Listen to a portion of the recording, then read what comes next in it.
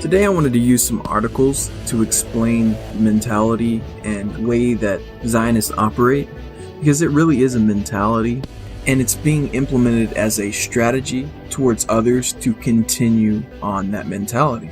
If you've ever watched my video on the Sabbateans, then you would start to get a grasp of why it's like that and why that mentality is so useful.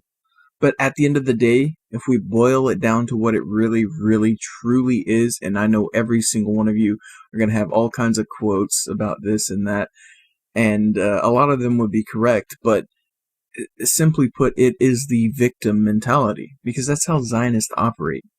It's always we are retaliating or preemptively retaliating out of defense because we're the victim. So looking at the first article here, U.S. threatens to assassinate new chief of elite Quds force in IRGC. We go on to read here, quoting the U.S. representative for Iran, if Esmail Quani, and sorry if I mispronounce it, follows the same path of killing Americans, then he will meet the same fate. This isn't a new threat.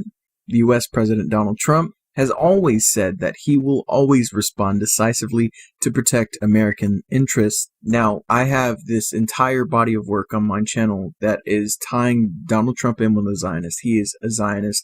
Our government is 100% controlled by Zionists, and I've spent years trying to make this connection, and I think I've done a pretty good job of it, along with others that have done a good job with that as well.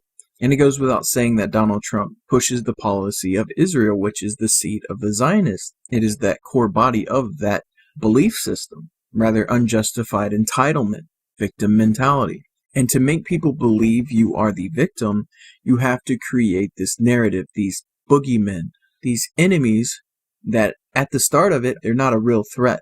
Things like ISIS and radical Islam wasn't really a thing until you had the Zionists getting in there and manipulating certain groups and co-opting the Sads and establishing radical forms of their own religion and pushing over and over these twisted narratives. And then on top of that, giving them a legitimate reason to want to fight back. So they grasp onto that radical set of ideas that they've established because they're being bombed and fought completely from their birth on through their entire life.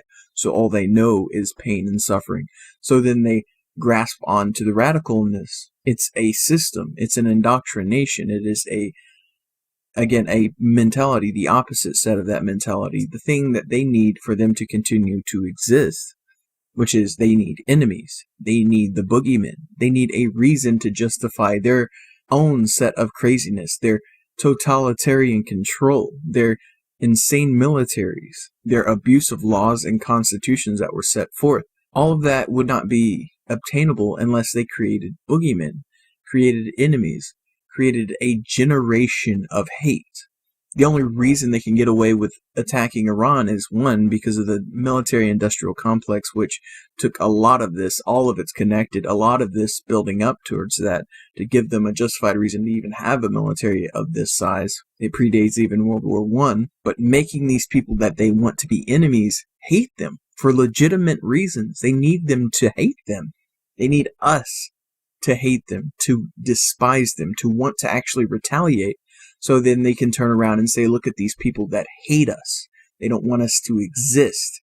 This is the problem with the Jewish question, because they take the Jews, they took their religion, they hijacked it, along with many others such as Salafism and all these other Don May and Zionist Christianity. They hijack religions and use them as shields because they lash out from these people or these political perspectives or whatever organization they're hijacking.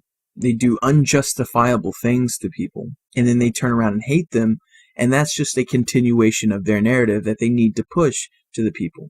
All these narratives they build up and spin, manufacture, astroturf, whatever you want to call it. They keep their system going by manipulating that.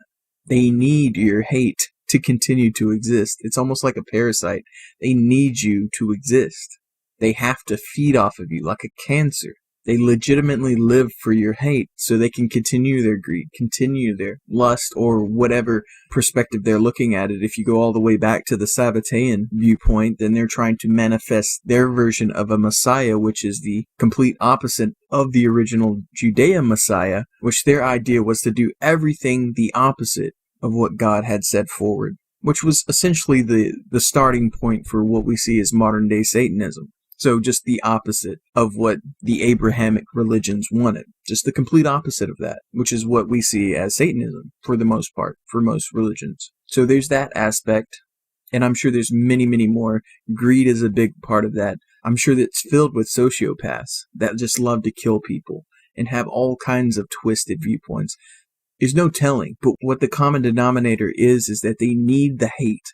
They need you to want to destroy them, to exist, which is, it's an ingenious design, but at the same time, that doesn't mean it's a good thing. It's absolutely horrendous. Because if you want to retaliate, you're just helping them.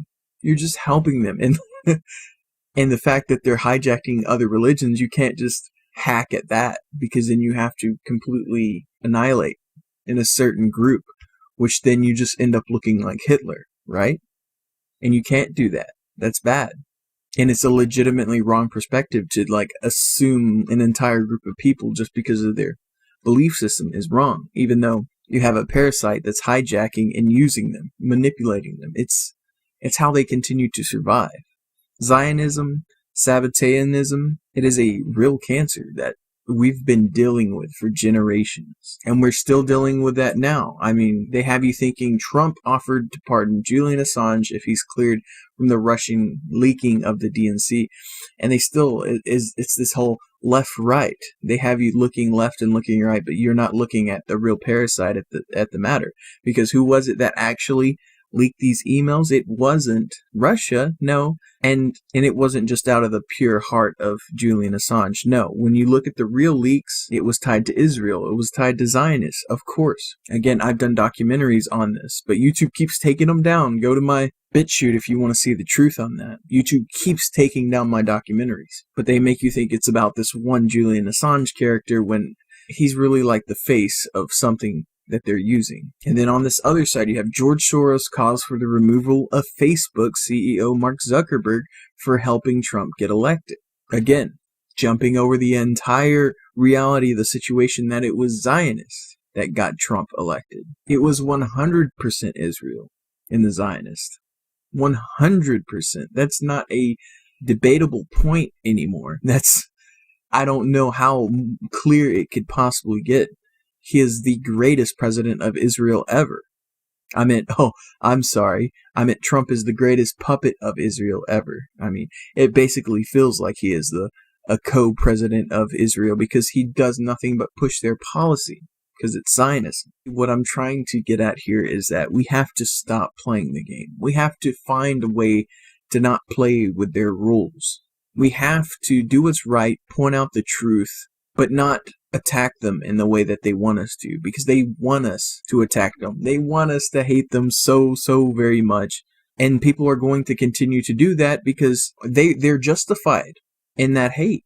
I hate to say it, but for a lot of things, they're justified for hate. But sometimes we have to look at it from a higher perspective. We have to, cliche enough, be the bigger man. Because if we don't, we're going to be in this continuous loop of them using people or using a mentality, this victim mentality, play the victim until eternity ends. Because no matter what you do, they can just hide under a new face. You think, oh, it's the Jews. You wipe out that. And I'm not suggesting that. YouTube, don't take me down. I'm not suggesting that. But say that point of view, somebody does that, then what? It's going to be the next group they use and the next group they use, because it's a mentality. It's not just a group of people, a race. It's a mentality.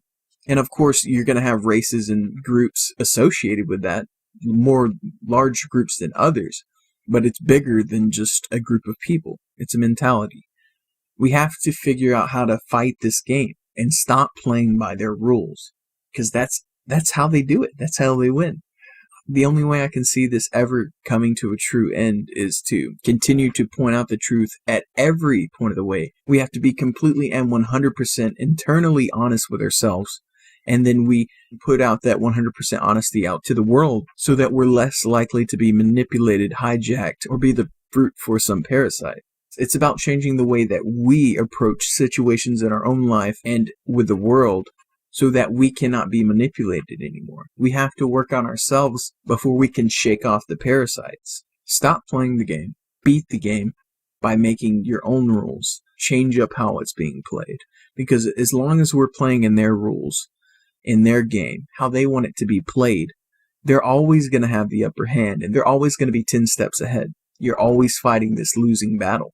And sure, you're going to win some battles, you're going to win some victories here and there, but they're just going to fall back, go undercover for a little while, reset, and reinstitute that mentality under a new group, a new look. It really doesn't matter. But that's all I have to say about that for now. If you appreciate the work that I do here and want to continue to see me grow, know that YouTube, again, for obvious reasons, doesn't allow me to make anything from this. No monetization, nothing. I only get support from you guys.